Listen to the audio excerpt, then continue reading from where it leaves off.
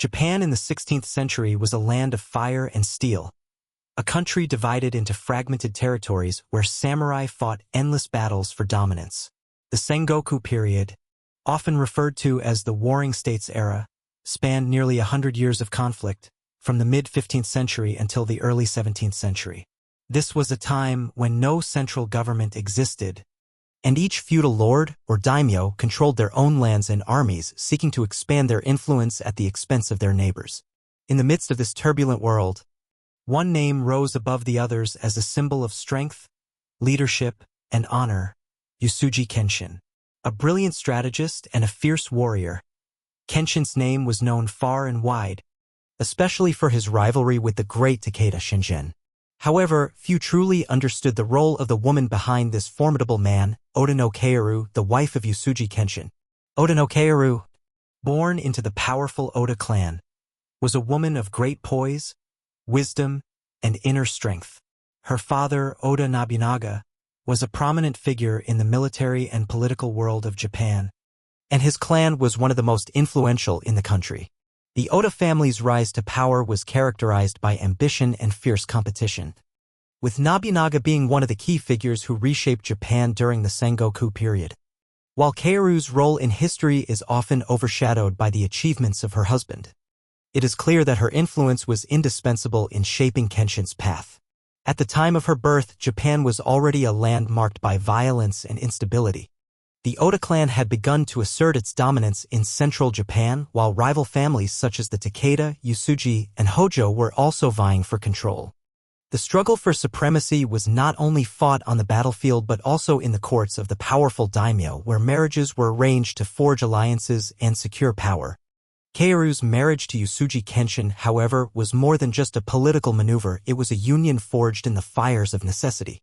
Kenshin, the leader of the Uesugi clan, was an ambitious and ruthless warlord, his heart driven by the desire for both power and peace. But as a man who had seen countless battles and lost many of his closest comrades, Kenshin was not without his vulnerabilities. His personal life was a tangled web of relationships, strategies, and emotional battles. At the heart of this web was Oda no Kaoru, a woman whose grace and intellect would come to influence not only her husband's decisions but the very direction of Japanese history. Their first meeting was a delicate affair, a union orchestrated by political necessity rather than love. Both were aware of the duties that lay before them. Kaoru, as a daughter of the Oda clan, was tasked with forging a strong alliance that would benefit her family. Kenshin, a man with an insatiable thirst for power, saw in her a means to solidify his standing among the most powerful families of Japan. But as they spent more time together, a deep bond formed between them, one that transcended the battlefield and reached into the deepest parts of their souls. Kaoru was not the typical wife of a samurai lord. She was not content to simply stand by her husband's side and watch from the sidelines. From the moment she entered Kenshin's life, she became an active participant in his political and military decisions. Kenshin, despite his hardened exterior and the scars of countless battles, found in Kaoru a partner who could match his intellect and offer counsel when his mind was clouded with doubt. Her quiet wisdom, tempered by her understanding of the complex political landscape, helped guide Kenshin through the most difficult periods of his leadership. The union between the Oda and Uesugi clans was a crucial moment in Japanese history. It marked the beginning of an alliance that would strengthen both families, allowing them to resist the growing threat of rival clans.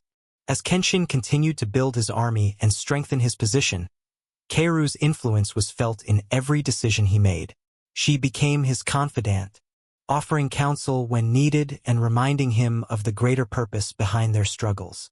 Their relationship, built on mutual respect and a shared sense of duty, would prove to be the foundation upon which Kenshin's greatest victories were achieved.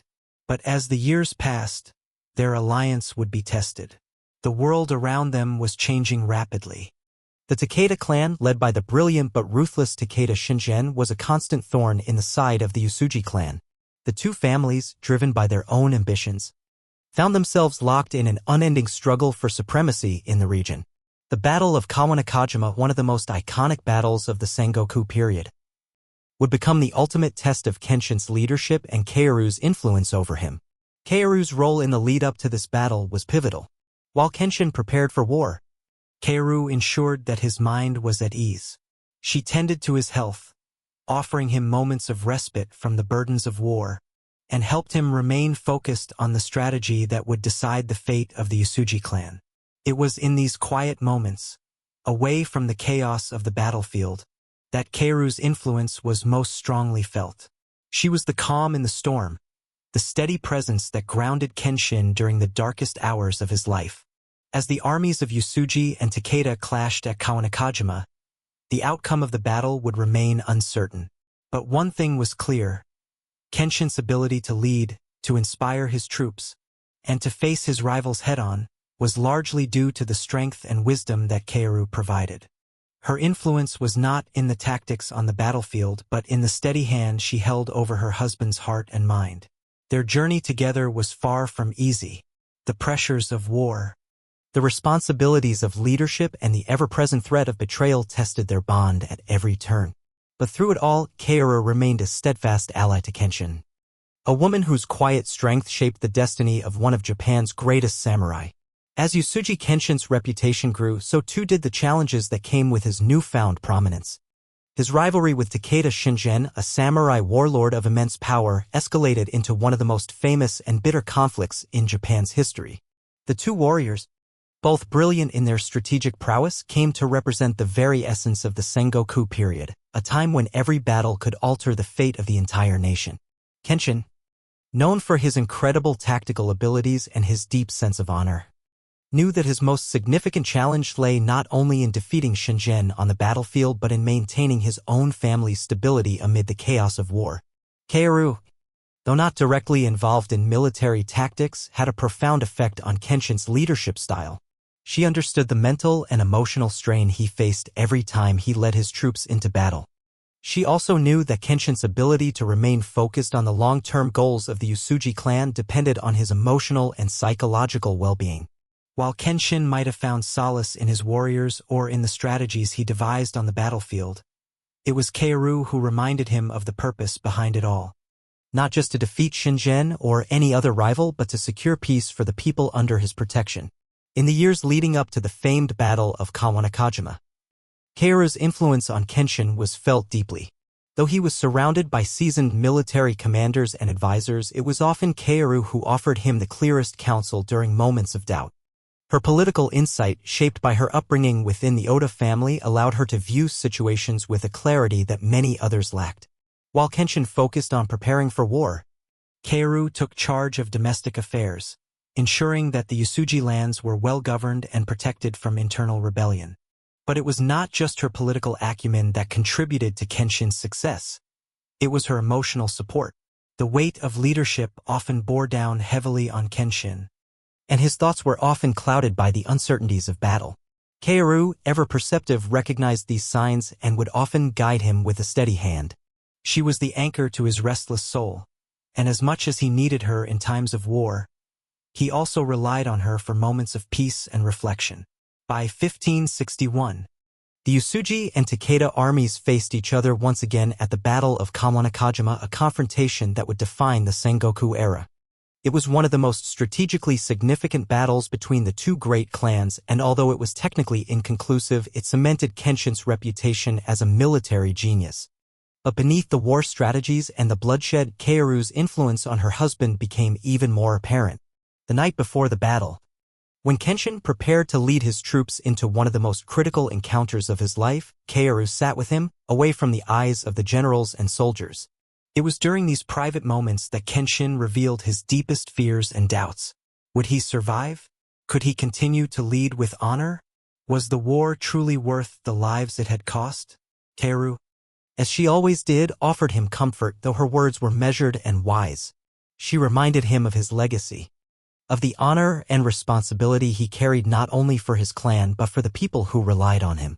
The strength of a leader, she said softly, is not found in their victories but in their ability to protect those who follow them. It is the lives of the people, not the blood spilled on the battlefield, that will define your legacy. Those words, simple yet profound, lingered with Kenshin through the thick of the battle. As the clash of swords and the war cries filled the air, it was the thought of protecting the people of Uesugi that drove him forward. Kaoru's presence in his life was not one of direct intervention in the tactics but one of quiet, steadfast support, a reminder of the higher purpose behind the conflict. The outcome of the Battle of Kawanakajima, though undecided, left both sides exhausted. The war would continue for years, but the bond between Kenshin and Kaoru only grew stronger. Her ability to provide emotional strength to him during times of extreme stress allowed Kenshin to maintain his focus and avoid being consumed by the brutality of war. In this way, Kaoru not only shaped Kenshin's political and military strategies, but also helped him navigate the personal toll that war took on a leader. In the years following the battle, the rivalry between the Uesugi and Takeda clans persisted, with both sides vying for dominance in the region. Despite the external pressures, Kaoru continued to be a stabilizing force within the Uesugi clan. Her counsel, especially in times of political turmoil, helped Kenshin manage the growing tensions within his own ranks and solidified his position as one of the most respected leaders of the era. Kaoru's influence extended beyond her husband. She was involved in decisions regarding alliances, territorial expansion, and even the welfare of the people under Uesugi rule. In an era dominated by men, where the role of women in politics and warfare was often underestimated, Kaoru's quiet yet decisive actions demonstrated that the impact of a single woman could be far-reaching. As the years wore on, however, Kenshin's physical health began to deteriorate. The rigors of war had taken their toll, and while Kaoru remained steadfast by his side, she knew that their time together was limited. Kenshin's health had always been a source of worry, but as his condition worsened, Kaoru found herself not only supporting him emotionally but also preparing for what the future might hold for the Uesugi clan without their great leader. It was in these final years that Kaoru's role became even more vital, not just as Kenshin's wife, but as a protector of his legacy. Her influence reached beyond the battlefield and politics. Kaoru's compassion and intelligence helped Kenshin remain grounded in his beliefs, reminding him of the importance of peace, of unity, and of compassion for the people he ruled. Even as warlords came and went, even as the Uesugi clan faced numerous challenges, Kaoru's legacy continued to shape the destiny of the clan long after Kenshin's passing. The Oda clan had always been a powerful force in Japan, but it was not until the rise of Oda Nobunaga that their influence truly began to reshape the course of Japanese history. Born into the Oda family in 1534, Oda no Kaoru grew up in a household where power, politics, and military strategy were as familiar as the air she breathed. Her father, Oda Nobunaga, was one of the most formidable and ambitious warlords of the Sengoku period, known for his brutal tactics and groundbreaking reforms. His vision for Japan was clear: to unite the fractured country under a single rule, an ambition that would earn him both admiration and enemies in equal measure. Kaoru's early life was marked by the turbulence of the Sengoku era. The constant warfare that defined the period was not just a backdrop for her upbringing, it was the very environment in which she was shaped.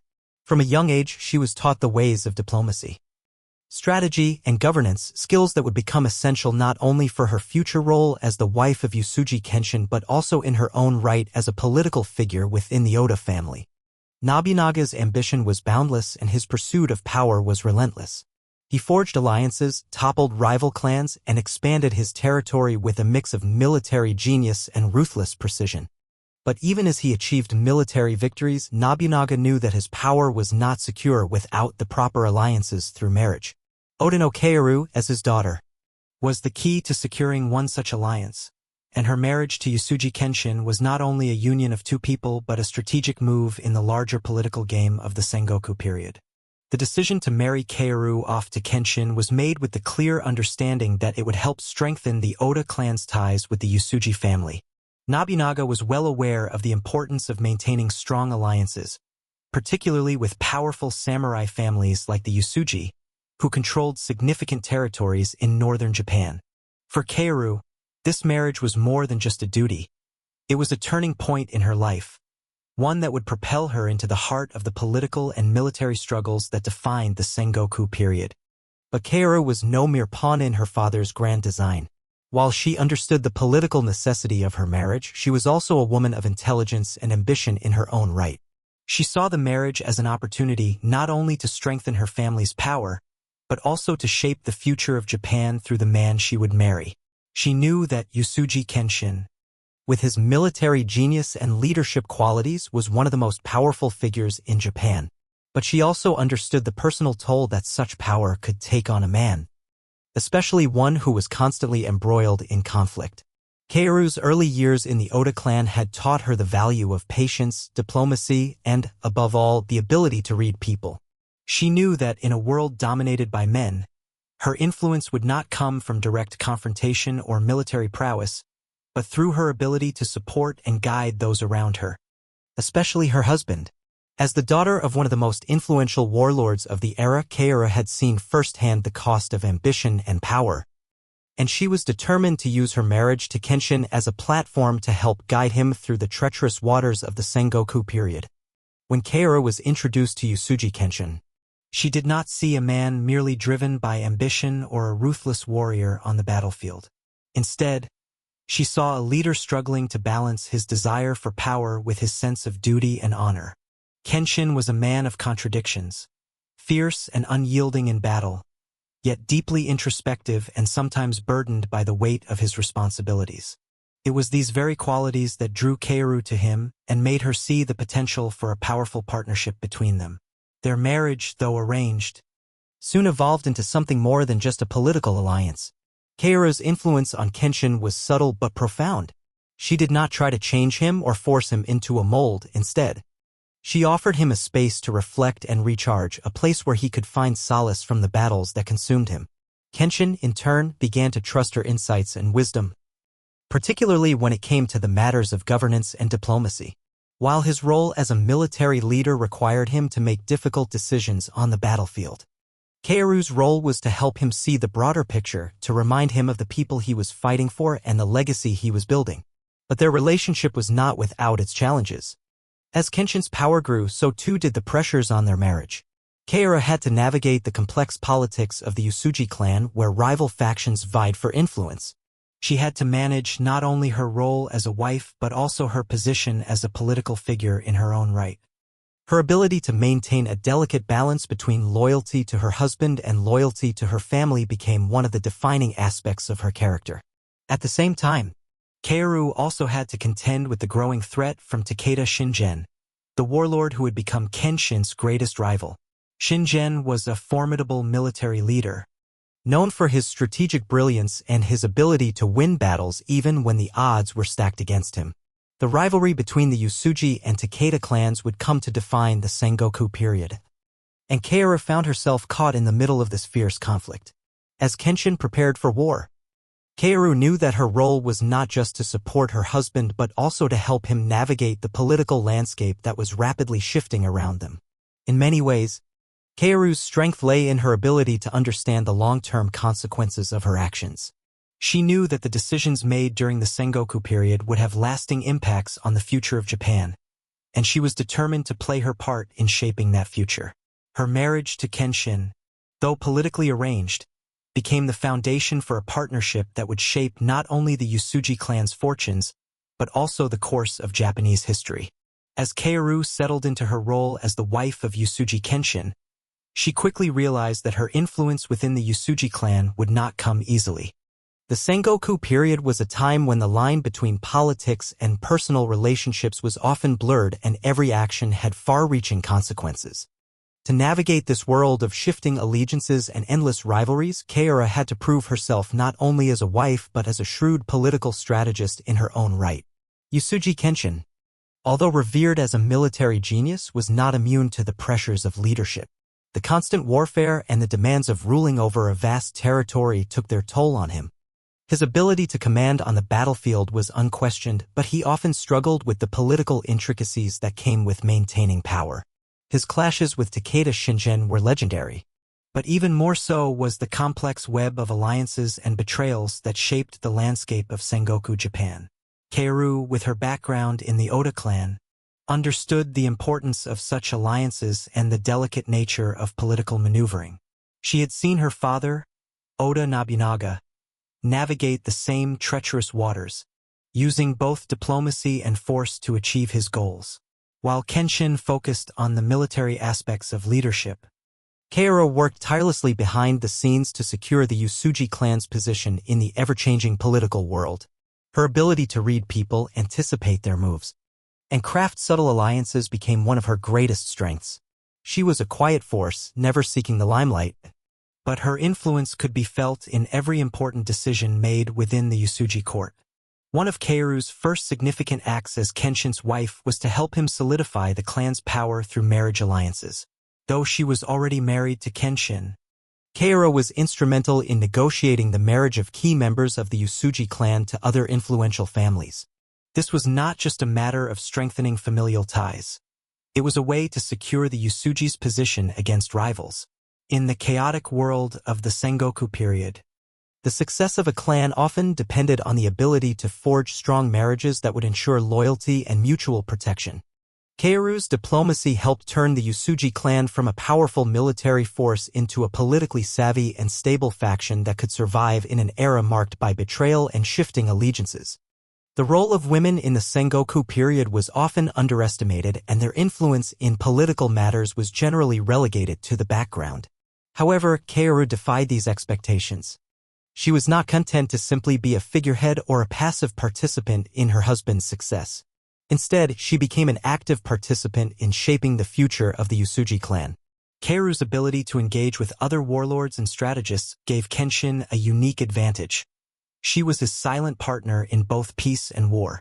While Kenshin led his troops on the battlefield, Kaoru worked diligently to secure the political foundation that would allow his victories to endure. In addition to her political acumen, Kaoru's influence extended to the management of the Uesugi clan's lands and resources. Kenshin's responsibilities as a warlord kept him constantly on the move, and he relied on Kaoru to ensure the smooth running of the clan's territories. Kaoru's intelligence and foresight allowed her to make crucial decisions that directly impacted the clan's stability. She was the silent steward of the Uesugi clan's wealth and resources, managing them with the same skill and precision that Kenshin applied to his military campaigns. But it was not only the external political struggles that Kaoru had to navigate. The internal dynamics of the Uesugi clan were just as complex and fraught with tension. Kenshin had his own internal battles with the samurai who served him, many of whom sought to undermine his authority in pursuit of their own ambitions. Kaoru, ever the tactician, helped mediate these conflicts, using her sharp mind and calm demeanor to keep the clan unified. She understood that Kenshin's greatest strength lay not just in his military prowess but in the loyalty of those who followed him. Despite her growing influence, Kaoru's role was still somewhat constrained by the expectations of her time. While she was respected for her intelligence and political savvy, her actions had to be carried out with subtlety, for the eyes of the court were always watching. There were those who viewed her as little more than a pawn in the political game, and it was important for her to navigate this perception carefully. She was aware that in the world of the Sengoku period, one wrong move could mean the end of a career or even a life. Yet, despite these challenges, Kaoru found a way to carve out a space for herself in the history of Japan. Her influence on Kenshin was undeniable. While his military tactics earned him the respect of his allies and enemies alike, it was Kaoru's steady hand in governance that allowed the Uesugi clan to thrive during the most difficult of times. She provided a sense of stability in a world that seemed perpetually on the edge of chaos. As the years went by, Kaoru's role in the Uesugi clan only grew more significant.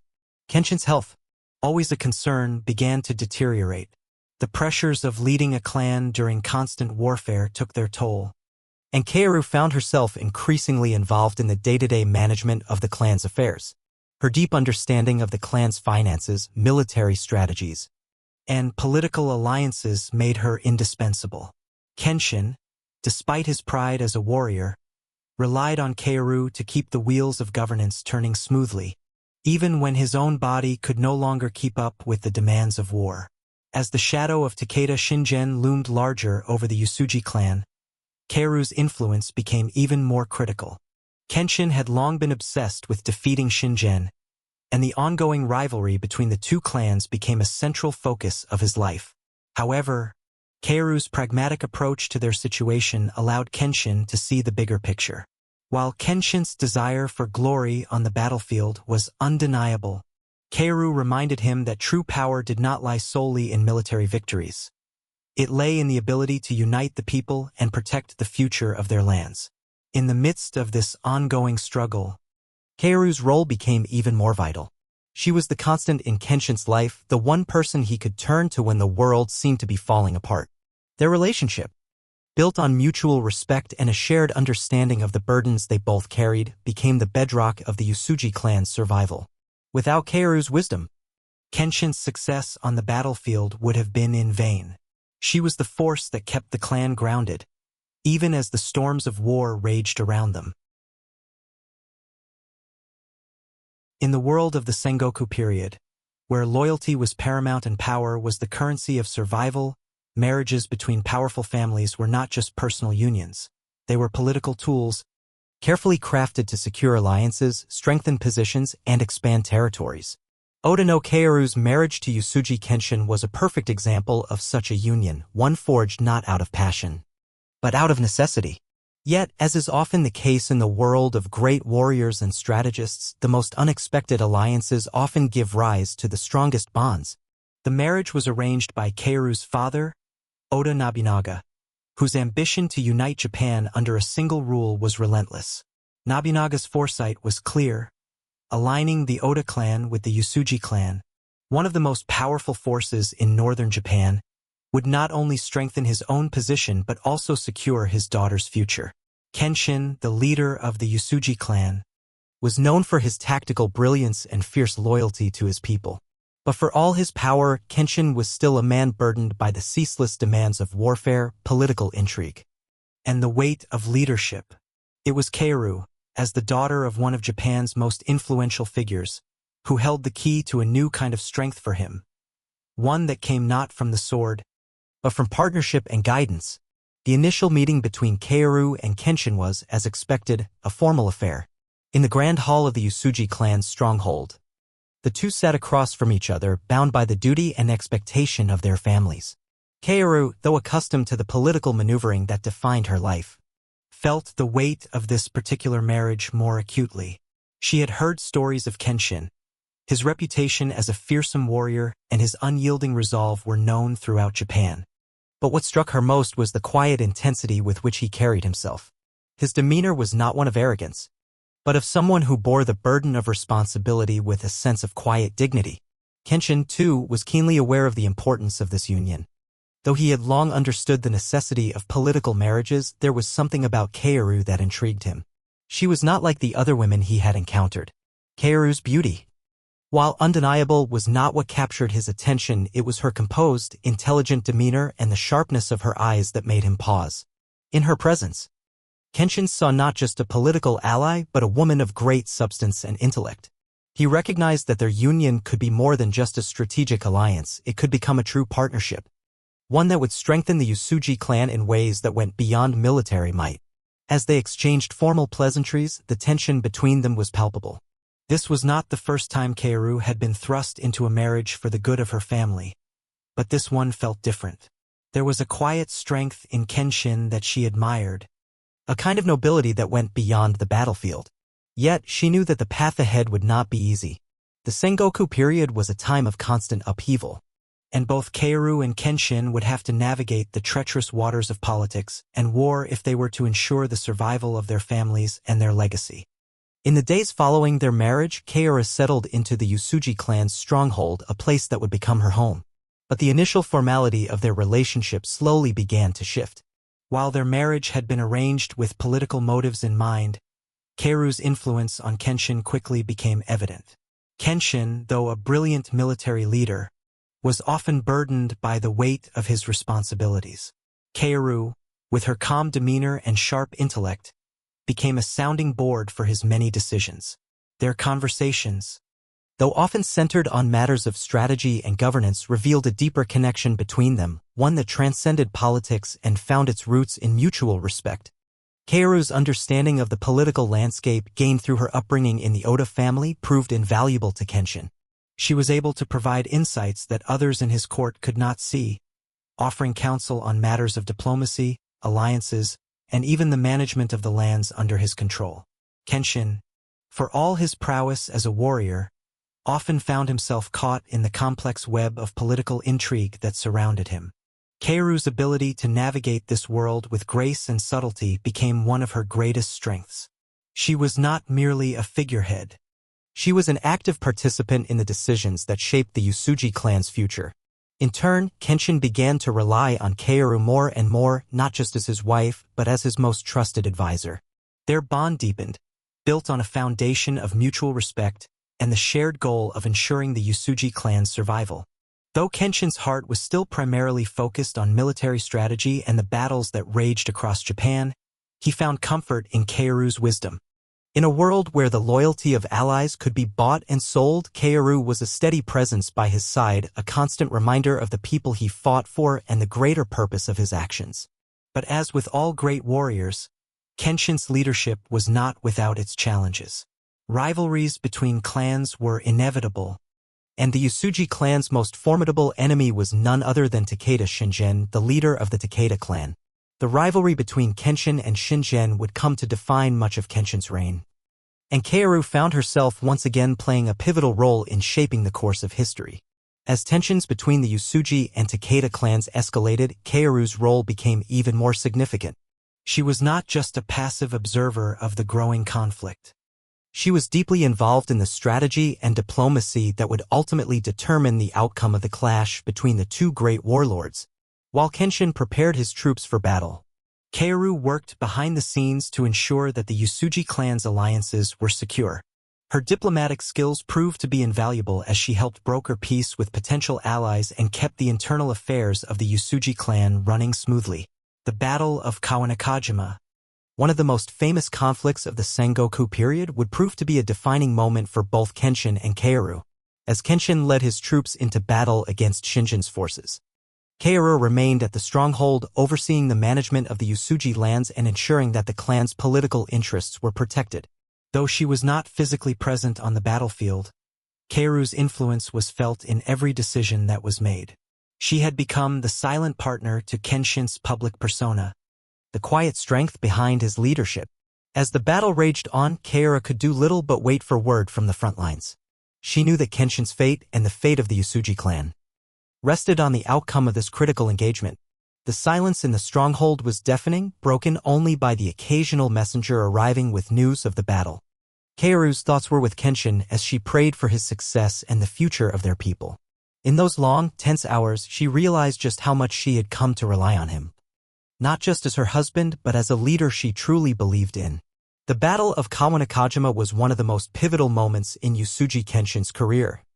And the outcome of this battle would shape not only the future of the Uesugi clan but also the course of Japanese history. For Kaoru, this battle represented more than just a military conflict. It was a test of her influence over her husband, of her ability to guide him through the strategic challenges that lay ahead. Kenshin had long prepared for this moment. The rivalry with Takeda Shingen, one of the most brilliant military tacticians of his time, had escalated to a point where a decisive battle was inevitable. Their forces were evenly matched, and the battle would decide who would dominate the region and hold the balance of power in the Sengoku period. Despite Kenshin's reputation as a skilled strategist, Kaoru knew that his greatest strength lay in his ability to think beyond the battlefield, to see the bigger picture, and in this she played a critical role. As Kenshin made his final preparations for the battle, Kaoru remained behind at the stronghold, a place where she could manage the internal affairs of the Uesugi clan.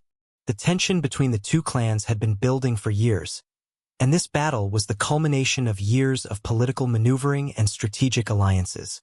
Kaoru understood the significance of the moment, not just for Kenshin, but for the future of their people. Her duty was clear: she had to ensure that the Uesugi clan remained strong, regardless of the outcome. While Kenshin was away on the battlefield, Kaoru's role became more pronounced. She was not simply the wife of the clan leader. She had become the de facto ruler of the Uesugi lands. With Kenshin's focus fixed on the battle, Kaoru took on the responsibility of maintaining the clan's stability, ensuring that the lands were properly managed, and overseeing the diplomacy that would secure their future. Kaoru's understanding of strategy and diplomacy proved invaluable. She had learned from her father, Oda Nobunaga, the importance of not only military might but also the subtlety of political alliances. She worked tirelessly behind the scenes, ensuring that Uesugi's allies remained loyal and that their interests were protected. Her role in securing resources, arranging alliances, and maintaining the clan's economy allowed Kenshin to focus on the war at hand. While he fought on the front lines, Kaoru fought the political battle at home, one that would determine whether the Uesugi clan would thrive or falter in the years to come. As the days passed, Kaoru received intermittent reports from the battlefield. The situation was tense, with neither side giving an inch. Each day felt like an eternity as Kaoru anxiously awaited word from her husband. She knew that Kenshin's leadership was being tested, but she also knew that he was capable of great things. The uncertainty of the battle, combined with the looming shadow of Shinjin's forces, weighed heavily on her heart. Despite the absence of Kenshin by her side, Kaoru remained composed. Her strength lay not in her ability to wield a sword or command an army, but in her ability to steer the course of events with her intellect and steady hand. She was keenly aware that her husband's fate, as well as the future of the Uesugi clan, rested on the outcome of this battle. She had always known the importance of preserving the peace for the common people, and her political maneuvering reflected this deep commitment to the welfare of the people. The days leading up to the battle had been filled with endless meetings, discussions, and preparations. Kaoru had spent hours strategizing with her advisors, ensuring that the clan's resources were efficiently distributed. She also took time to meet with various family members and samurai within the Uesugi clan, making sure that everyone was aligned in their loyalty to Kenshin. As the tension mounted, Kaoru found herself balancing the demands of governance with the emotional strain of awaiting her husband's return. When word finally arrived of the battle's outcome, Kaoru's heart raced with anxiety. The battle had been fierce and both sides had taken heavy losses. Despite the tactical brilliance of Kenshin, the outcome was inconclusive. Neither clan had gained a decisive victory, but both had suffered significant casualties. The rivalry between Uesugi and Takeda would continue for years, and the political landscape of the Sengoku period remained as volatile as ever. While Kenshin returned to the stronghold, Kaoru greeted him not as a warrior returning from battle, but as a leader who had faced an impossible challenge. Though the battle had not yielded a clear victor, Kaoru knew that Kenshin had gained something more important: the respect of his allies and the realization that his leadership was not defined solely by the outcomes of battle, but by his ability to inspire loyalty and trust in those around him. Kenshin's return was a bittersweet moment for both of them. He was a man worn down by the weight of war, and the uncertainty of his own fate had begun to take a toll on him. Kaoru, however, had seen through the external signs of exhaustion and understood the inner turmoil that he carried. She remained his anchor, offering him not just her support as a wife, but her wisdom as a political ally. She had become more than just a spouse. She had become the confidant he relied on in his most vulnerable moments.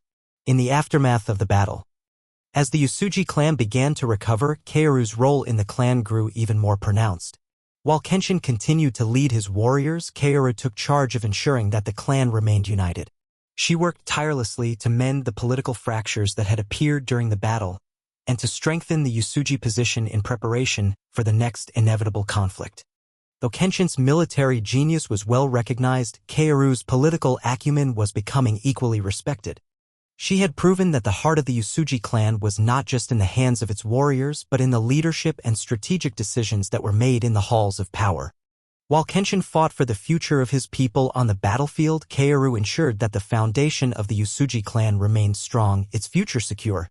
As the years passed and the battles continued, Kaoru's influence over Kenshin only deepened. She was no longer just the wife of a powerful warlord. She had become an essential part of the Uesugi clan's success. In a world where women were often relegated to the sidelines of history, Kaoru's story stood as a testament to the power of intellect, diplomacy, and quiet strength in shaping the course of events. Her influence, though often unseen on the battlefield, was felt in every decision, every alliance, and every action taken by the Uesugi clan. She had become a true partner to Kenshin, not just in marriage, but in the broader struggle for power that defined the Sengoku period. Together, they would continue to face the challenges that lay ahead, both on the battlefield and in the corridors of power. As the years passed, the Uesugi clan found itself increasingly entrenched in the power struggles of the Sengoku period. Under the leadership of Uesugi Kenshin, The clan had grown to become one of the most formidable forces in northern Japan. Yet, despite Kenshin's brilliant military strategies and his fierce resolve on the battlefield, the true strength of the Uesugi clan lay not only in its armies but in the political acumen and steady leadership provided by Oda no Kaoru. After the Battle of Kawanakajima, which had ended in a stalemate, both the Uesugi and Takeda clans were left with no clear victor, though Kenshin had proven his strength and resilience on the battlefield. The political implications of the battle were far more complicated. The question remained, would the Uesugi clan be able to maintain its dominance in the region, or would the Takeda clan, led by the formidable Takeda Shingen, rise to take control? While Kenshin's military prowess was unquestioned, it was Kaoru's ability to navigate the complex political landscape that truly ensured the Uesugi clan's continued survival. The alliances forged before the battle had to be maintained, and new alliances had to be sought. With the Takeda clan still a looming threat, the political maneuvering that Kaoru had mastered became more important than ever. Kaoru had learned from the best. Her father, Oda Nobunaga, had taught her the art of diplomacy, alliance building, and the importance of managing internal affairs. As a young woman, Kaoru had watched her father's rise to power, witnessing firsthand the political intricacies of Sengoku Japan. She knew that the key to Uesugi's survival lay not only in defeating enemies on the battlefield but in consolidating internal power and managing relationships with other clans. The world of the samurai was just as much about securing loyalty and forming alliances as it was about martial prowess. Kaoru's role in the Uesugi clan was pivotal. While Kenshin continued to lead his warriors into battle, Kaoru became the anchor that kept the clan's internal structure intact. She understood that the greatest threat to their power did not come from external forces alone, but from within the clan itself. Rival factions and ambitious samurai within the Uesugi court often sought to undermine Kenshin's authority, eager to claim power for themselves. It was Kaoru's steady leadership that prevented these internal conflicts from tearing the clan apart. Under Kaoru's guidance, the Uesugi clan became more than just a military force. It became a well-oiled political machine. Kaoru worked tirelessly to ensure that the lands under Uesugi control were managed efficiently, ensuring that the clan's resources were used wisely. Her influence extended to the allocation of taxes, the management of trade routes, and the diplomatic relationships with neighboring clans. With her at the helm of the political side of the clan, Kenshin was able to focus on the military aspects of leadership, secure in the knowledge that his wife was ensuring the stability of their domain. While the Takeda clan remained a constant threat, Kaoru's efforts in diplomacy and political maneuvering ensured that the Uesugi clan was not isolated. She worked behind the scenes to secure alliances with other powerful families, ensuring that the Uesugi were not left vulnerable to attack. One of her greatest achievements was negotiating a series of alliances with smaller clans in the region, securing mutual support in the event of a Takeda assault. These alliances, forged through Kaoru's careful diplomacy, would prove crucial in the years to come.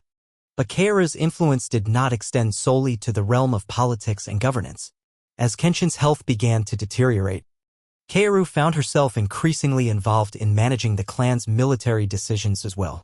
Kenshin's leadership was still vital, but his physical condition was beginning to weaken under the strain of constant warfare. Kaoru knew that Kenshin could no longer continue to lead as he once had. His body, worn from years of battle, was no longer able to endure the demands of war. But Kaoru did not view this as a limitation. Instead, she saw it as an opportunity to further solidify the Uesugi clan's future by ensuring a smooth transition of power. With Kenshin's declining health, Kaoru took on the role of overseeing the strategic direction of the Uesugi clan's military affairs. Though Kenshin was still the head of the clan, Kaoru became the de facto strategist behind the scenes. She worked with the clan's generals to craft military plans, ensuring that Uesugi forces remained strong in the face of ongoing threats. Her experience in governance combined with her sharp strategic mind allowed her to step into this role with ease. She knew that the success of the Uesugi clan depended not just on the battlefield, but on the careful management of both internal and external relationships. Kenshin, while initially reluctant to cede any power, came to respect Kaoru's leadership in this regard. He knew that she had the best interests of the clan at heart, and as his health continued to decline, he found solace in her unwavering strength. Their relationship, once built on mutual respect and strategic partnership, had grown into something deeper. Kaoru had become Kenshin's most trusted advisor, and he relied on her wisdom and judgment more than ever. Kaoru's political and military influence became even more evident as the Takeda clan continued to challenge the Uesugi. With Takeda Shinjin's death in 1573, Kenshin faced not just the threat of an enemy warlord but the instability left in Shinjin's wake. The political vacuum created by Shinjin's death would have far-reaching consequences for the Uesugi clan, and Kaoru worked tirelessly to ensure that the Uesugi were positioned to take advantage of this shift in power. She negotiated with other clans to solidify the Uesugi's position, carefully avoiding any missteps that could weaken the clan's standing. In the years that followed, Kaoru's leadership became increasingly indispensable. She was no longer just the wife of Uesugi Kenshin. She had become a leader in her own right. Her role in the clan's political and military decisions was acknowledged by all who served her. The Uesugi clan's success, in large part, could be attributed to Kaoru's steady guidance during the tumultuous years of Kenshin's reign and beyond. Her legacy, however, would not be defined by her political maneuvers alone. It was Kaoru's ability to inspire loyalty, unity, and resolve in those around her that ultimately secured the Uesugi clan's place in history. As the years passed and Kenshin's health continued to deteriorate, Kaoru's influence only grew. She had become the true heart of the Uesugi clan, ensuring its survival and success in an era marked by bloodshed and betrayal. The death of Takeda Shinjin in 1573 marked a significant turning point in the Sengoku period. Shinjin, the brilliant and charismatic leader of the Takeda clan, had long been one of Kenshin's most formidable rivals. His military strategies, unmatched in their brilliance, had earned him respect from both allies and enemies alike. But with Shinjin's sudden death, the political landscape of Japan shifted dramatically. What was once a bitter rivalry between two powerful clans now became an opportunity for the Uesugi clan to expand its influence and capitalize on the power vacuum left by Shinjin's passing. For Uesugi Kenshin, the death of Takeda Shinjin presented both an opportunity and a challenge. Kenshin had always viewed Shinjin as a worthy adversary, and their battles were marked by mutual respect, though fierce competition. The void left by Shinjin's death meant that the balance of power in the region would be up for grabs, and the Uesugi clan, under Kenshin's leadership, had the chance to stake its claim. However, this opportunity came with its own set of challenges, particularly the need to manage the shifting alliances that came with the changing power dynamics. At the same time, Kenshin's health was rapidly deteriorating. The toll of years of war, the relentless strain of leadership, and the constant pressures of political maneuvering had left their mark. Kenshin, though still determined and capable, was no longer the young and vigorous leader he had once been. His body, scarred from countless battles, was giving way to the relentless march of time. As much as he wanted to seize the moment presented by Shinjin's death, he knew that his time was limited, and the future of the Uesugi clan would depend not only on his military prowess but also on the political wisdom and strategic leadership of Oda no Kaoru. Kaoru, always the steady hand behind the scenes, now found herself at the center of the Uesugi clan's decision-making process. While Kenshin's health declined, she became the de facto leader of the clan, guiding it through a period of political upheaval and strategic uncertainty. Her role had always been one of support, but now Kaoru's leadership skills were being tested to the fullest. She had long proven herself to be an astute political strategist, but this was a new challenge altogether. The political landscape was changing rapidly, and the stakes were higher than ever before. With Takeda Shinjin's death, Takeda clan faced internal turmoil as Shinjin's heirs struggled to assert their leadership. In contrast, the Uesugi clan appeared more stable under Kenshin's rule. But internal challenges were beginning to surface. Some of Kenshin's closest advisors and generals began to question his ability to lead effectively given his declining health. In this moment of uncertainty, Kaoru's steady hand and diplomatic savvy became the glue that held the clan together. She worked tirelessly to maintain loyalty within the ranks of the Uesugi clan, ensuring that Kenshin's legacy would continue, regardless of the uncertainties surrounding his future. One of the greatest challenges Kaoru faced was managing the Uesugi-Takeda relationship in the wake of Shinjin's death. The Takeda clan, though fractured, remained a powerful force in the region. Kaoru knew that the Uesugi clan could not afford to let the Takeda name regain its former strength. She used her diplomatic skills to maintain a delicate balance, ensuring the Uesugi alliances with other clans remained strong while keeping an eye on the potential for Takeda retaliation. Through negotiations, Kaoru was able to secure critical alliances with other powerful families, preventing the Uesugi clan from being isolated in the aftermath of Shinjin's death. Despite the political intricacies, Kaoru's ability to think long-term kept the Uesugi clan steady. While Kenshin struggled with his health, Kaoru continued to oversee the daily workings of the clan.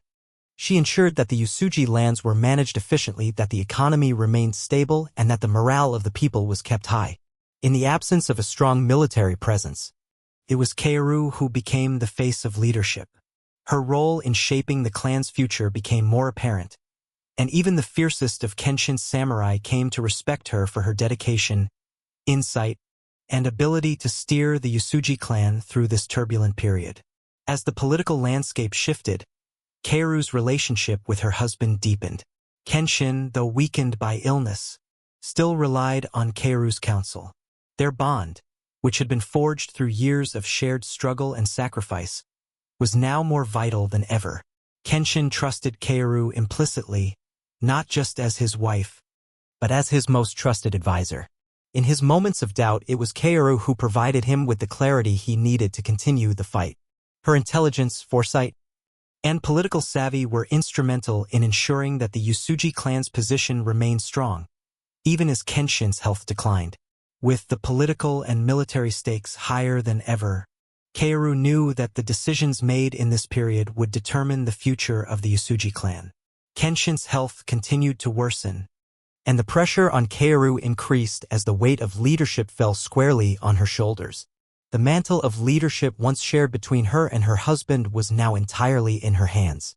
Kaoru understood the gravity of the situation. Kenshin's health was faltering, and the future of the Uesugi clan depended on her ability to navigate the complex web of alliances, rivalries, and ambitions that defined the Sengoku period.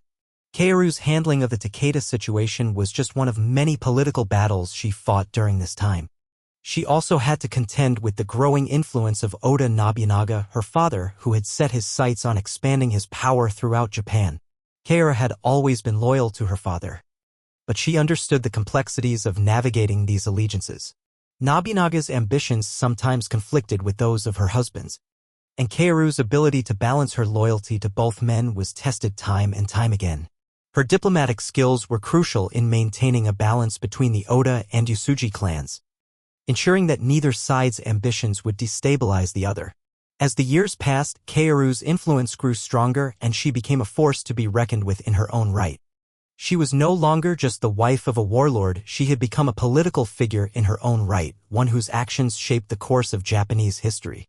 Under her leadership, the Uesugi clan weathered the storms of war, shifting alliances, and internal strife, all while continuing to expand its influence in the ever-changing world of Sengoku, Japan. As the years passed, the weight of leadership began to take its toll on Uesugi Kenshin. The once indomitable warlord, revered for his battle strategies and unyielding resolve, now found himself weakened by the relentless physical and mental demands of his long reign. His health, which had been a point of concern for years, finally began to decline in earnest. The constant burden of war, the years of internal and external conflict, had eroded his strength, leaving him vulnerable to the very thing he had fought so hard to avoid: the passage of time. In the midst of this decline, Oda no Kaoru remained his steadfast support, not only as his wife but as the central figure in ensuring the continuity and survival of the Uesugi clan. Kenshin's failing health presented Kaoru with her greatest challenge yet. How could she preserve the legacy of a man who had built an empire on the battlefield when the battlefield itself no longer held the answers? Kaoru had always understood the intricacies of politics. But now, as Kenshin's health deteriorated, she realized that the survival of the Uesugi clan would depend not just on military strength, but on her ability to guide the clan through its most difficult period. While Kenshin had led his warriors in countless battles, Kaoru knew that the true fight now lay in the halls of power and diplomacy. The Sengoku period was still rife with rivalries, shifting alliances, and the ever-present threat of betrayal. With Kenshin's body weakening, Kaoru's role in the clan became ever more critical. She was no longer simply the wife of a powerful warlord, she had become the leader of the Uesugi clan, overseeing its political strategies, alliances, and internal governance. The burden was heavy, but Kaoru was more than capable of bearing it. She had spent years learning from her father, Oda Nobunaga, the importance of keeping a steady hand during times of crisis. Now, Kaoru applied everything she had learned to her leadership, ensuring that the Uesugi clan remained intact in the face of mounting challenges. As Kenshin's condition worsened, Kaoru took charge of the day-to-day affairs of the clan. She worked with the generals, advisors, and family members to ensure the smooth running of their territories. The military strength of the Uesugi was still formidable, but it was Kaoru's diplomatic skill that ensured the clan's survival. She managed relationships with the Oda clan, her father's powerful faction, while also keeping the Takeda clan at bay. Though the Takeda clan was now weakened after Shinjin's death, they were still a significant threat, and Kaoru's deft handling of alliances ensured that Uesugi was positioned to defend itself. Kenshin, despite his weakened state, still held the mantle of leadership, but it was Kaoru who increasingly made the decisions. She knew that she could not allow the clan to fracture in the absence of Kenshin's commanding presence. The Uesugi clan was at a crossroads, and Kaoru worked tirelessly to guide it through these uncertain times. Her political strategy, honed over years of working alongside her father, had become the backbone of the clan's strength. During this period, Kaoru's influence grew even more. It wasn't just her diplomatic abilities that were crucial to the clan's survival, it was her ability to inspire loyalty and trust. The samurai who had once followed Kenshin out of duty and respect for his military genius began to follow Kaoru out of respect for her wisdom and foresight. Kaoru's role as the leader of the clan was no longer questioned. She had proven herself to be just as capable as Kenshin in managing the political affairs of the Uesugi. One of Kaoru's most significant achievements during this period was her role in securing the future of the Uesugi clan after Kenshin's eventual passing. She began to groom the younger generation of the clan's leadership, ensuring that Kenshin's ideals and vision would live on. Kaoru's efforts to train and prepare the next generation of Uesugi samurai were just as vital as her political maneuvers. She understood that the strength of the Uesugi clan would depend not only on their ability to win battles but on their ability to adapt to a changing world. Kaoru's guidance and leadership ensured that, even in the face of Kenshin's declining health, the Uesugi clan remained one of the most powerful factions in Japan. But this success came at a cost. Kaoru had spent the better part of her life supporting Kenshin's vision and ensuring the survival of the clan, and she knew that her time as a leader was coming to an end. The political and personal sacrifices she had made over the years were beginning to take their toll. Kaoru had devoted herself entirely to the Uesugi clan, but she also knew that the world around her was changing. As the Sengoku period drew to a close, so too did the era of the Uesugi clan as a dominant power in Japan. The final years of Kenshin's life were marked by increasing illness, and though he remained strong in spirit, it was clear that the time for a peaceful transition was drawing near. Kaoru's role in this transition was not just as a wife but as the guardian of the clan's legacy. She worked tirelessly to ensure that Kenshin's death would not lead to the collapse of the Uesugi family. When Kenshin passed away, the burden of leadership fell squarely on her shoulders. She was no longer just the wife of a great leader, she was the protector of his legacy, the one who would ensure that the ideals of the Uesugi clan would continue. In the wake of Kenshin's death, Kaoru did not falter. She continued to lead with the same quiet strength that had defined her throughout her marriage. Her influence was felt far beyond the walls of the Uesugi stronghold. As one of the few women to hold such significant political power in the Sengoku period, Kaoru's story became one of triumph, sacrifice, and enduring legacy. She had not only guided the Uesugi clan through its most challenging years but had shaped its destiny, ensuring that it would remain a force in the political and military landscape of Japan for years to come. The death of Uesugi Kenshin in 1578 marked the end of an era for the Uesugi clan. Kenshin, once regarded as one of the greatest samurai generals in Japanese history, had built a legacy through his brilliance on the battlefield and his unwavering dedication to his people. His passing left a vacuum of leadership, one that would have devastated the clan if not for the quiet yet determined influence of his wife, Oda no Kaoru. Though Kenshin's successor was formally named Uesugi Kajikatsu, his adopted son, Kaoru's role in the clan's future was undeniable. Kajikatsu, though capable, was still inexperienced, and the Uesugi clan faced new challenges with rival factions vying for power. The Takeda clan had weakened with Shinjin's death, but the Hojo and other regional warlords remained potent threats. In this volatile environment, Kaoru became the stabilizing force within the Uesugi clan. Her political acumen, honed over years of diplomacy and strategy, was crucial to managing the clan's internal and external challenges. Kaoru understood that the future of the Uesugi clan depended on more than just securing military victories. Her influence, particularly in managing the clan's resources and alliances, became pivotal in keeping the Uesugi's political power intact. Kaoru worked behind the scenes, crafting alliances with neighboring clans, particularly the Oda clan, her own family, which now had its own ambitions to dominate Japan. Despite the political complexities, Kaoru maintained a delicate balance, ensuring that the interests of the Uesugi clan remained paramount. The death of Kenshin left Kaoru with a deep sense of loss, but she channeled her grief into action. She took up the mantle of leadership, not just as Kenshin's widow but as the protector of his legacy. While Kajikatsu was the heir apparent, Kaoru was the true guardian of the Uesugi ideals. She provided counsel to him in the face of rising challenges, working to protect the clan's interests while positioning Kajikatsu as the future leader. Kaoru's primary concern was to safeguard the unity of the Uesugi clan. After Kenshin's death, internal divisions began to surface. Some samurai within the Uesugi clan had grown restless, questioning the new leadership and the direction the clan was taking. Kaoru, with her understanding of the complex political landscape, acted swiftly to quell any dissent. She used her influence to negotiate peace with rival factions within the clan, ensuring that their loyalty remained with Kajikatsu. Through these efforts, Kaoru prevented the Uesugi clan from fracturing at a time when their enemies were watching for any signs of weakness. One of Kaoru's most significant challenges came with the Hojo clan, a powerful rival family that sought to expand its territory. The Hojo, having established themselves as the dominant force in the Kanto region, were a direct threat to the stability of the Uesugi clan. Kaoru knew that the Hojo's ambitions could not be ignored, and she worked tirelessly to prevent any military conflict from escalating into full-scale war.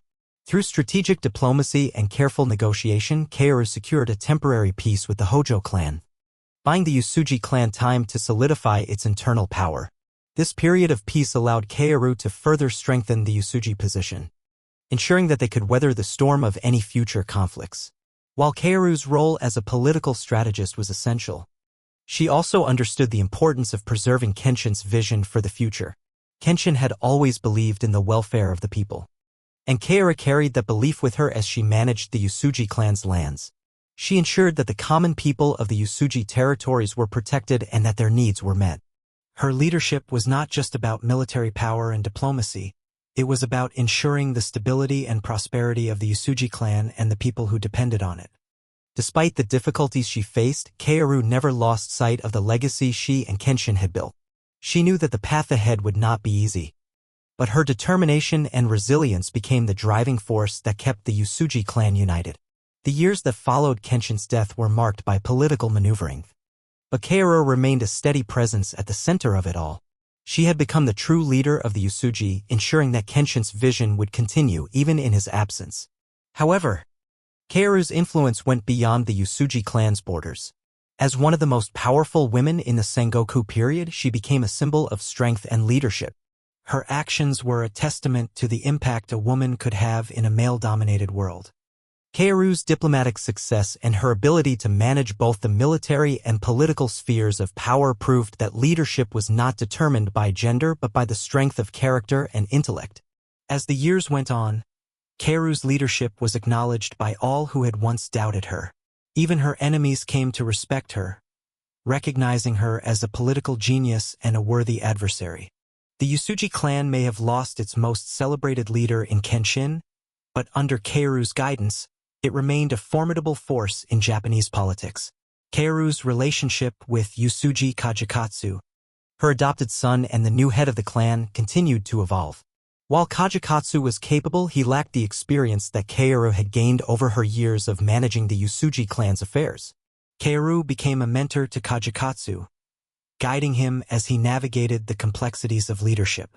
In time, Kajikatsu would come into his own as the leader of the Uesugi clan. But it was Kaoru who had ensured that his path to leadership was secure. In the end, Kaoru's legacy was not just about political maneuvering or military victories, it was about the strength and unity she brought to the Uesugi clan in its most difficult time. She ensured that the ideals of Uesugi Kenshin, the warrior who had once fought so fiercely for his people, would endure long after his death. Through her actions, Kaoru demonstrated that true leadership was not about the battles won on the field but about the ability to preserve the future even when the road ahead seemed uncertain. Reflection on Kaoru's legacy.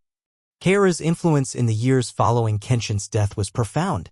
While she may have been overshadowed by her husband's legendary status, her legacy as a leader in her own right is undeniable.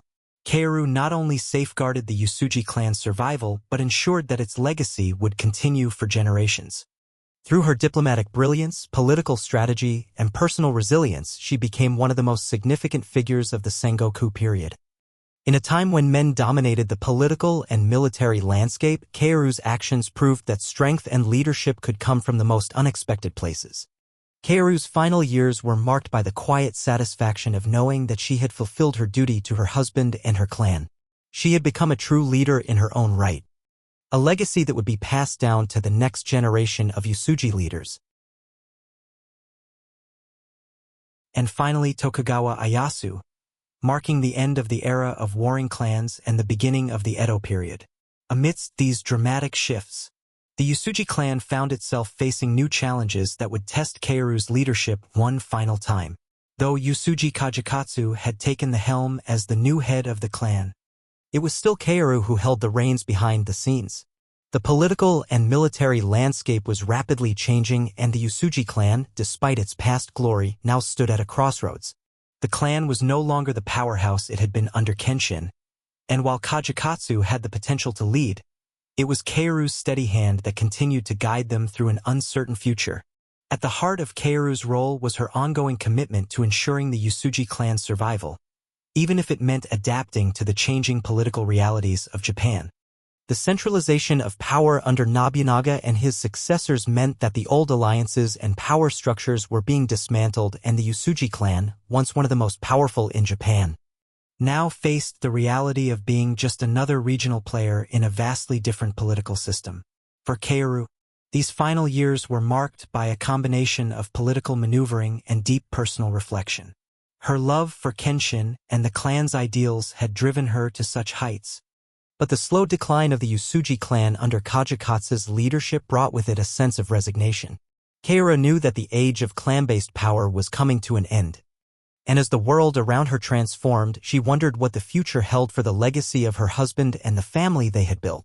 During these years, Kaoru's influence remained as strong as ever. Even though she no longer held the same position of formal power, her reputation and wisdom were well known throughout Japan. Diplomats, warriors, and even rival clan leaders sought her counsel in matters of state. Kaoru had not only earned the respect of the Uesugi clan but had become a respected figure across the land, a symbol of the strength and resilience of the Sengoku period. However, Kaoru's personal struggles grew as well. Her once unshakable health began to fail, the years of stress and sacrifice taking their toll. The world around her was changing at an ever-increasing pace, and Kaoru, now a woman of age and experience, found herself in a constant battle to retain the influence she had once wielded with ease. The political forces that had driven her early years, her marriage to Kenshin, the rise of the Uesugi clan, the battles against Takeda and Hojo, seemed like distant memories now. The battles Kaoru fought in these later years were ones of survival, as she tried to hold onto the ideals and principles that had defined her entire life. Despite her declining health, Kaoru remained fiercely committed to the Uesugi clan. She focused on consolidating what remained of the clan's lands and negotiating peace with those who might pose a threat. She continued to work closely with Kajikatsu, advising him on matters of diplomacy and governance. While Kajikatsu was more than capable, Kaoru's experience and wisdom were indispensable in ensuring the clan's continued stability. Her efforts in maintaining the clan's position, though not as grand as the victories of the past, were just as vital in securing the Uesugi's future. Kaoru's final years were also marked by reflection on the legacy she and Kenshin had built. Though the Uesugi clan was no longer the powerhouse it once had been, Kaoru took solace in the fact that their ideals had not been lost. The clan's commitment to protecting the people and maintaining honor in the face of adversity had been the cornerstone of its success. Kaoru had dedicated her life to ensuring that these principles would endure, even if the Uesugi clan was no longer the dominant force it had once been. In her final days, Kaoru looked upon the changes with a sense of quiet satisfaction.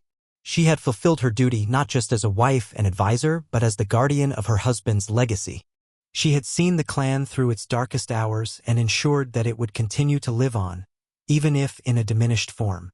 The Uesugi clan might have lost its military dominance, but under Kaoru's guidance it had endured the passage of time and the shifting tides of history.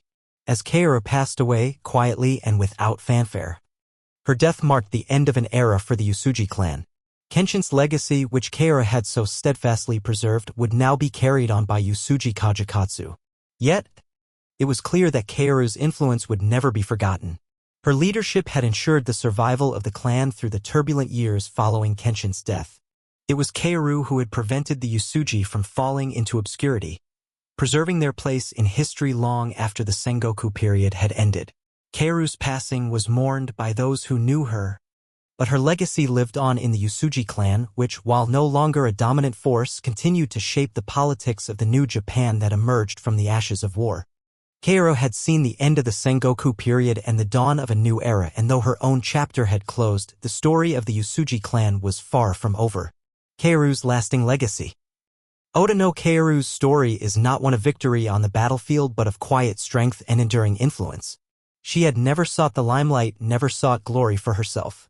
But through her intellect, her diplomacy, and her unwavering dedication to the Uesugi clan, she had shaped the course of history. Her legacy is one of resilience, of ensuring that the ideals of Uesugi Kenshin, honor, duty, and the welfare of the people survived long after the battles had ended. Though history may have overshadowed her in favor of the more prominent men of her time, Kaoru's influence was immeasurable. She was the quiet force behind one of Japan's most revered samurai families, ensuring that the legacy of the Uesugi clan endured through the turbulent years that followed. Her story is a reminder that true leadership is not always found on the battlefield but often in the quiet moments of diplomacy, strategy, and sacrifice. The death of Oda no Kaoru marked the final chapter of the Uesugi clan's active participation in the chaos of the Sengoku period. With her passing, the Uesugi clan, which had once been a dominating military force, began to fade from the center stage of Japan's political landscape. The Edo period was drawing near, an era of peace and stability under the Tokugawa shogunate where samurai clans were no longer required to fight for survival but were expected to adapt to a new social order. Though the Uesugi clan had lost its military prominence and influence, Kaoru's legacy was one that transcended battlefields and wars. In the final years of her life, Kaoru had become a symbol of endurance, intellect, and quiet authority. Even as the Uesugi clan's fortunes dwindled, the principles that Kaoru had upheld, honor, loyalty, and the well-being of the people remained in the hearts of the remaining samurai and the people who had once served the Uesugi clan. After Kaoru's death, the leadership of the Uesugi clan passed fully to Uesugi Kajikatsu, her adopted son and the chosen successor of Uesugi Kenshin. Kajikatsu, while capable, had always been in the shadow of his legendary father and the powerful influence of his mother. Kaoru's absence left a noticeable void, but her teachings and the systems she had put in place remained.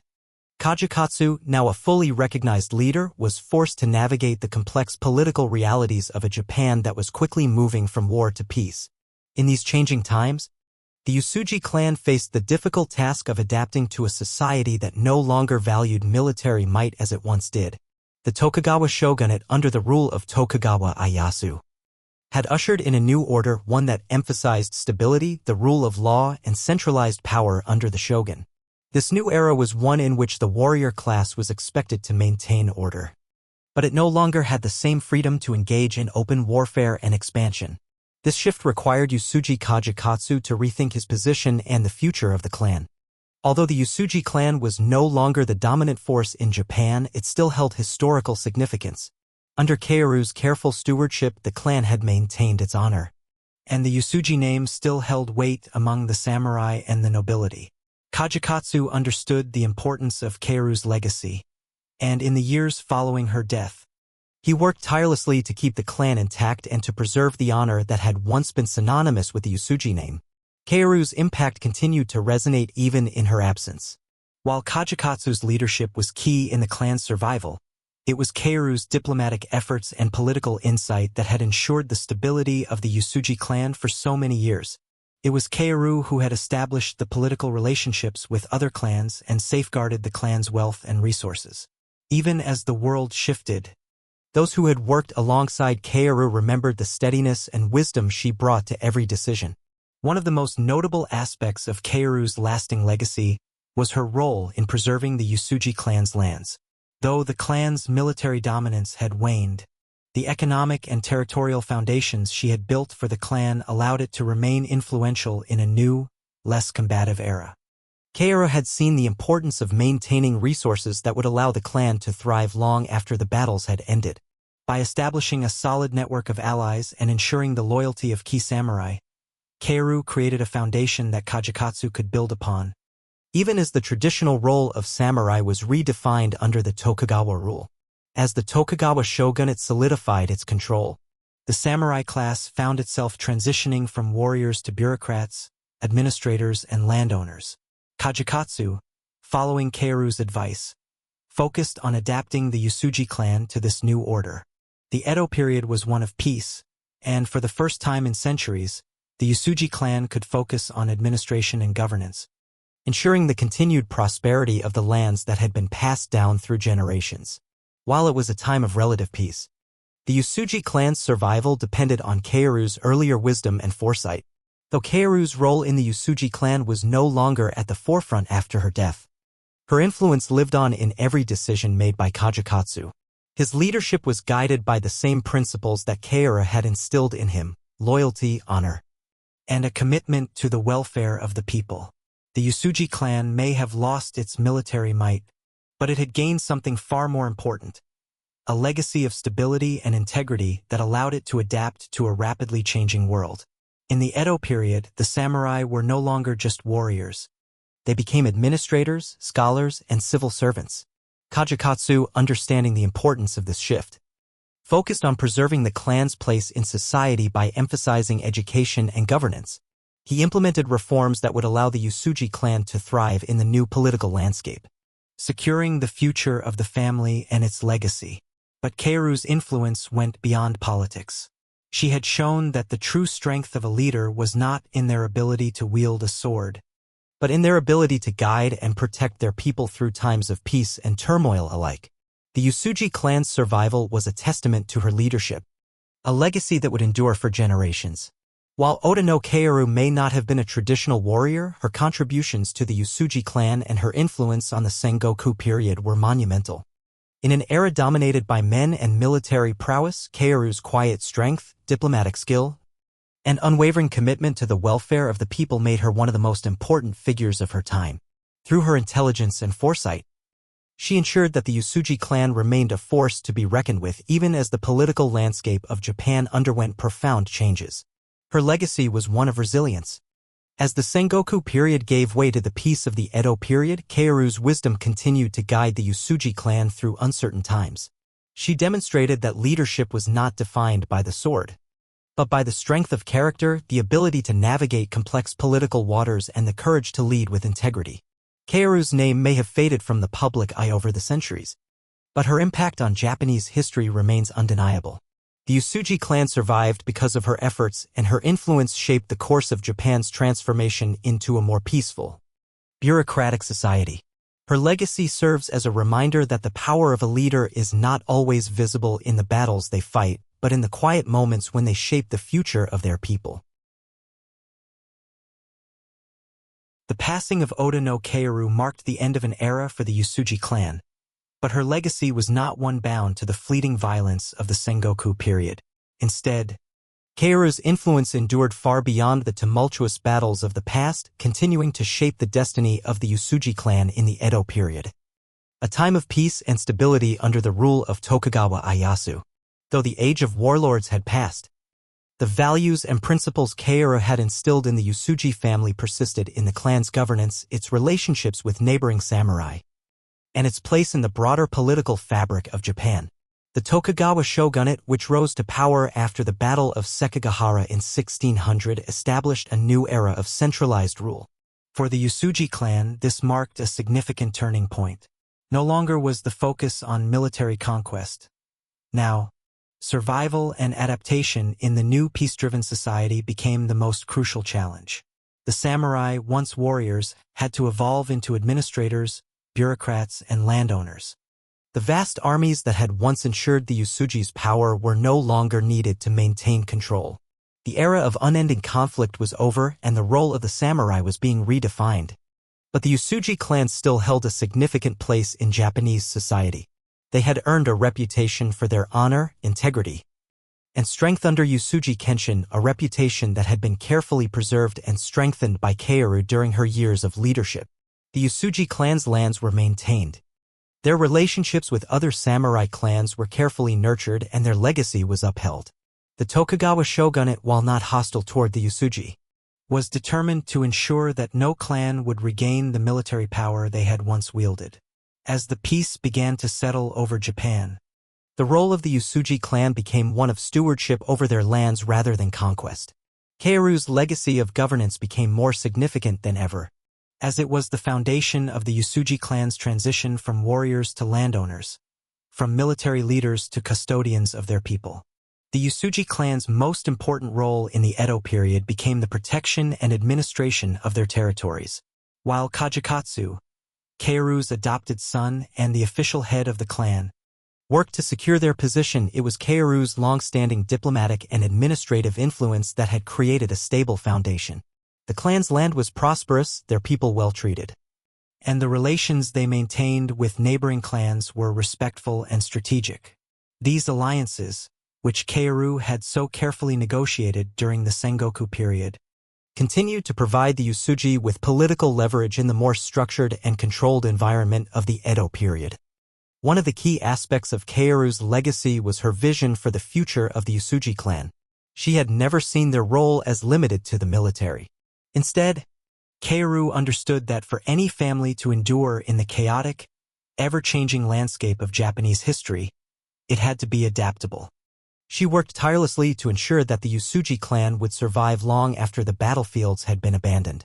She focused on building relationships with other samurai clans and neighboring provinces, forging alliances that would ensure peace and stability for the Uesugi long into the future. Under the guidance of Kaoru's strategies, the Uesugi clan adapted to the Edo period without losing their identity or honor. The Uesugi were known for their ethical governance, and the Tokugawa shogunate, while not seeking to dismantle them, required the Uesugi to prove their loyalty to the new regime. It was Kaoru's legacy of integrity and wisdom that allowed the Uesugi clan to navigate this delicate balance. Kajikatsu, while the head of the clan, leaned on Kaoru's counsel long after her death, relying on the systems of governance she had put in place. Kaoru had taught the Uesugi clan to embrace governance and peaceful administration, rather than relying solely on military power. This shift allowed the Uesugi to not only survive but thrive during the Edo period. Kajikatsu, although never able to match his father's military renown, built upon the foundations Kaoru had established, working toward creating a prosperous, stable domain. The Uesugi clan's role in the Edo period may not have been as grand as it had been in the Sengoku era, but it was still significant. Their territories were secure, their lands productive, and their people well cared for. These were the accomplishments of Kaoru's legacy, and they would be felt for generations. The peace that Kaoru had worked so hard to ensure was now a reality. But it was a peace that demanded adaptation. As a result, the Uesugi clan transformed into something more than just a symbol of military power. Under Kaoru's influence, they became a model of governance, land management, and strategic diplomacy. The Uesugi clan, while no longer a major military force, remained a powerful political entity, thanks to Kaoru's wisdom, foresight, and leadership. Kaoru's passing, while marking the end of an era, had left a lasting legacy that Uesugi Kajikatsu could build upon. The clan would never forget the quiet, yet powerful influence she had exerted. She had been the heart of the Uesugi clan, the one who had kept it steady during the chaos of the Sengoku period and who had ensured its transition into a new era. Though she had not lived to see the full impact of the Edo period, her influence lived on in every decision made, every alliance secured, and every piece of land carefully maintained. Though Kaoru's presence was no longer felt in the political decisions of the Uesugi clan by the time the Edo period fully took shape, her legacy continued to shape the clan's future. She had led the Uesugi through the chaos of war and into a period of peace. The family she helped build, the alliances she negotiated, and the principles she instilled remained the bedrock on which the Uesugi clan would stand in the coming centuries. Kaoru's story is one of quiet strength, intelligence, and perseverance. She was a woman who lived through the bloodshed of war but understood the true power lay not in the sword but in the pen, the strategy, and the lasting influence of her decisions. In an era dominated by men, she became a leader who guided her clan through its darkest days and helped steer it toward a future of stability and peace. Though history may have remembered her husband Uesugi Kenshin for his military genius, it is Kaoru's influence that helped ensure the survival of the Uesugi clan long after the battlefield had fallen silent. The Uesugi clan, under her guidance, became not only a symbol of military might but also a beacon of governance and diplomacy. Kaoru's legacy stands as a testament to the often unseen role that women played in shaping Japan's history. She was the silent force behind a great samurai family, and her impact, though subtle, was felt throughout the Sengoku period and into the Edo period, leaving an indelible mark on Japan's future. The Uesugi clan may have been diminished in power, but its legacy continued to be felt long after the death of Oda no Kaoru. The Edo period ushered in a time of relative peace and stability. And though the military might of the Uesugi was no longer a force to be reckoned with, their influence remained significant in the political and social fabric of Japan. Kaoru, through her wisdom and strength, had laid a foundation that allowed the clan to adapt to the changing world. In the years following Kaoru's death, the Uesugi clan's fortunes began to slowly shift. While Uesugi Kajikatsu led the clan as its head, it was clear that the true legacy of the Uesugi family rested not just on military victories but on the careful, diplomatic leadership that Kaoru had instilled in her adopted son. Kajikatsu, though able in his own right, found himself often turning to the legacy Kaoru had built. He sought counsel from the old allies Kaoru had secured during her tenure as the quiet leader of the clan, and he worked hard to continue her policies of diplomacy, peace, and internal stability. Kaoru's influence had been so pervasive that even those who opposed the Uesugi clan respected her work.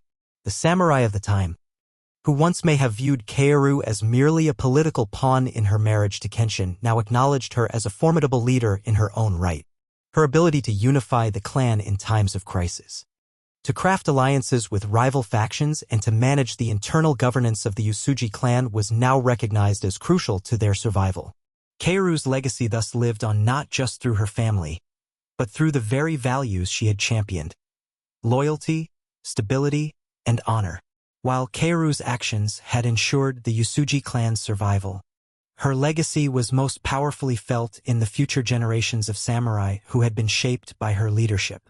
The Uesugi samurai, many of whom had served under Kenshin, would pass down her teachings to their children, ensuring that Kaoru's vision would live on in the next era of samurai governance. The generation that succeeded her continued to uphold the principles she had espoused, even as the world around them transformed. Kajikatsu, the head of the Uesugi clan, was mindful of his role as the inheritor of Kaoru's vision. He had often felt overshadowed by his father's legendary reputation and his mother's quiet yet profound influence. But in the wake of her death, Kajikatsu began to realize just how integral Kaoru had been to the clan's stability. He looked to the records she had kept, the alliances she had brokered, and the strategies she had implemented, and in them he found the blueprint for how to lead the Uesugi clan in the new era. However, as Japan continued to transition into the Edo period, Kajikatsu found himself in a difficult position. The Tokugawa shogunate was consolidating power across the country, and the once feared samurai warlords were now transitioning into bureaucratic roles, focusing on administration rather than battlefield glory. The Uesugi, like many other samurai clans, had to adjust to this new reality. Their role as rulers of vast territories was diminishing, and the need for military conflict was no longer as pressing. The new focus was on internal governance and the ability to maintain order in a peaceful society. Kajikatsu, influenced by Kaoru's example, sought to balance the responsibilities of being a leader in the Edo period while maintaining the Uesugi clan's reputation for honor and governance. He focused on land management, ensuring that the Uesugi clan's territories were prosperous and well-regulated. Kaoru's legacy of diplomacy and administrative governance had paved the way for the Uesugi to transition smoothly into the more structured, less violent world of the Edo period. Despite the Edo period's emphasis on peace, the world of the samurai was changing rapidly. For the Uesugi, this meant a shift from fighting to ensure survival to becoming stewards of their lands. The role of the Uesugi clan was no longer to engage in battle for supremacy but to maintain order and stability within their domains. Kaoru's long-term vision had ensured that the Uesugi were not simply seen as another fallen clan but as one that had adapted and survived. In the years following Kaoru's death, the Uesugi clan was able to sustain its status through a system of governance that reflected Kaoru's values. While Kajikatsu took on a more visible role, it was Kaoru's strategic alliances, policies of loyalty, and commitment to fair governance that had established the foundation for the clan's continued prosperity. Kajikatsu worked to keep the Uesugi clan relevant, though the times were less favorable for military might and more for administrative and diplomatic skills.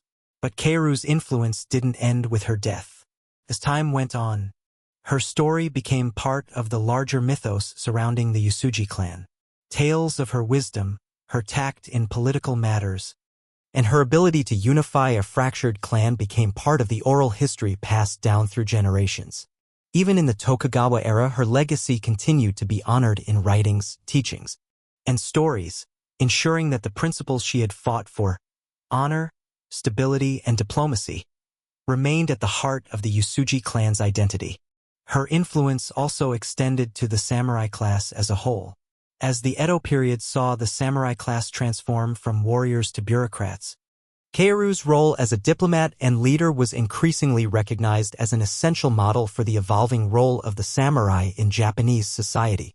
Kaoru was, in many ways, a pioneer in understanding that the future of the samurai was not in endless wars, but in how they could use their education, political acumen, and governance skills to serve a peaceful society. Her story became one of empowerment for women in a time when their roles were often undervalued. Kaoru's legacy transcended the walls of the Uesugi clan and reached the broader political and cultural fabric of Japan. In the quiet years that followed the end of the Sengoku period, the principles Kaoru embodied, diplomacy, governance, and the well-being of the people, served as guiding lights for the samurai who adapted to the peaceful society of the Edo period. Her example demonstrated that leadership is not merely about conquest or military victories, but about the stability and legacy one leaves behind. Through Kaoru, the Uesugi clan learned that even in times of peace, a strong legacy could be shaped by wise and thoughtful governance. Her influence ensured that the Uesugi clan was not forgotten but remembered as one of the few clans that successfully transitioned from warriors to stewards in a peaceful Japan. Kaoru may have passed from the world, but her principles continued to echo throughout the halls of the Uesugi clan and beyond.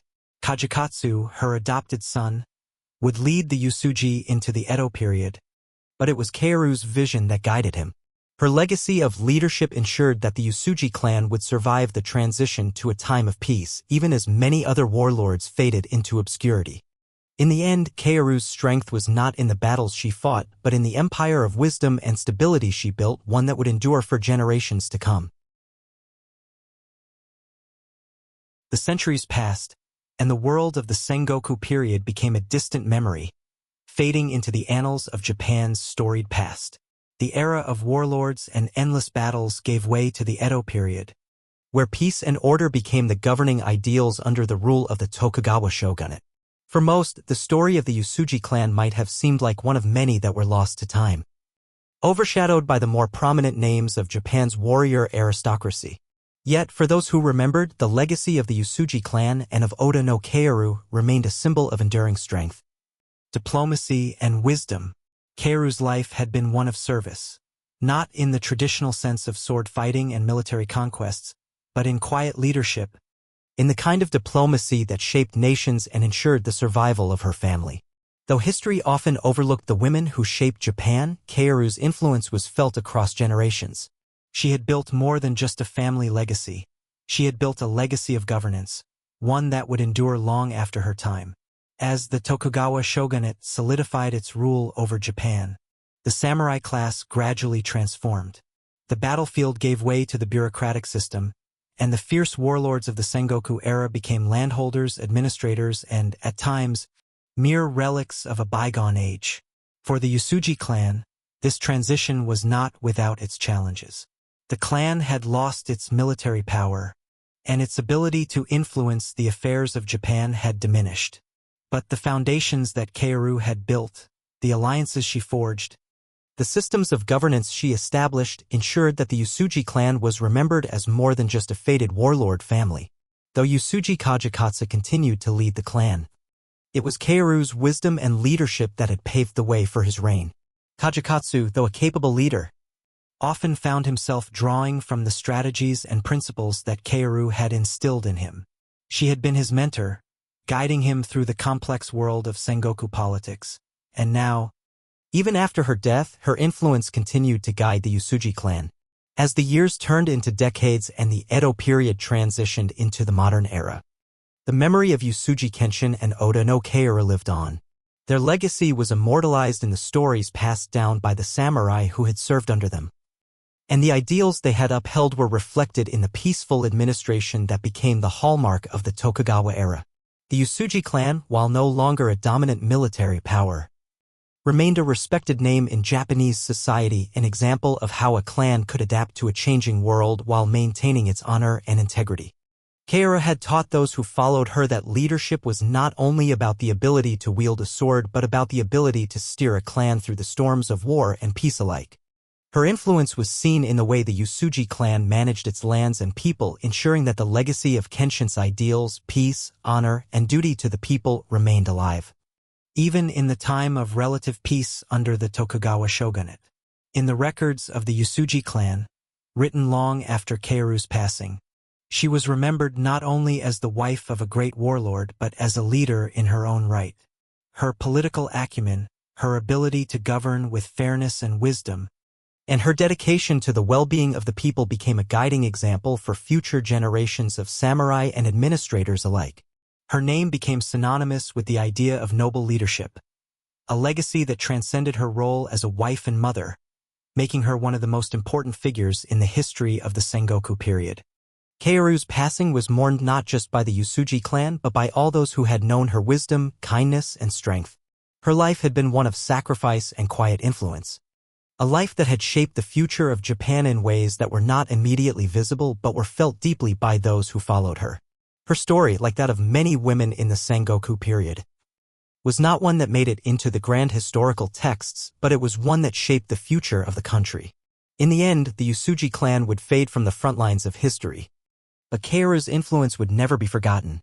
Her legacy of diplomacy, governance, and peaceful leadership would continue to echo through the halls of Japanese history, as a reminder that true power lies not in the force of arms but in the wisdom to lead with honor even in times of peace. As history moved on, Kaoru's name might have become part of the forgotten stories of the Sengoku period, overshadowed by the likes of her husband, Uesugi Kenshin, and other more prominent warlords. But her influence, though subtle, remained deeply embedded in the political and cultural fabric of Japan. The values she embodied, diplomacy, loyalty, the well-being of the people, and steadfast leadership in times of both war and peace were passed down through generations of samurai and families, not through the sword, but through the steady hand of governance and wisdom. Though the Uesugi clan may have lost its military significance, Kaoru's legacy was felt throughout Japan. She had been a beacon of leadership during the most chaotic period of Japan's history, guiding her family and the people who depended on them through darkness into a new era. Even as time moved on and the world of the samurai slowly gave way to the modern era, Kaoru's story continued to serve as a reminder that leadership, integrity, and honor were the true forces that shaped the course of history. Kaoru's life, one of quiet strength, diplomacy, and sacrifice, was a testament to the enduring power of women in shaping the destinies of empires. While her name may not have been as widely remembered as that of the warriors of the Sengoku period, her impact was no less profound. She had ensured that the Uesugi clan, her family, and her ideals would endure, even in a world that had left behind the age of warlords. Her story lives on in the lessons she imparted, in the people she touched, and in the legacy she left behind, a legacy that would never be forgotten, even as Japan moved into a time of peace and prosperity. Conclusion. The life of Oda no Kaoru teaches us that true leadership is not always defined by the sword but by the ability to guide, protect, and sustain those who rely on us. She was not a warrior in the traditional sense, but a warrior in her own right, a warrior of wisdom, diplomacy, and unshakable resolve. Through her efforts, Kaoru ensured that her family, her clan, and her ideals would not only survive but thrive long after the battles had ended. Her legacy, one built on honor, loyalty, and vision, continues to inspire those who seek to lead with integrity in times of peace as much as in times of war.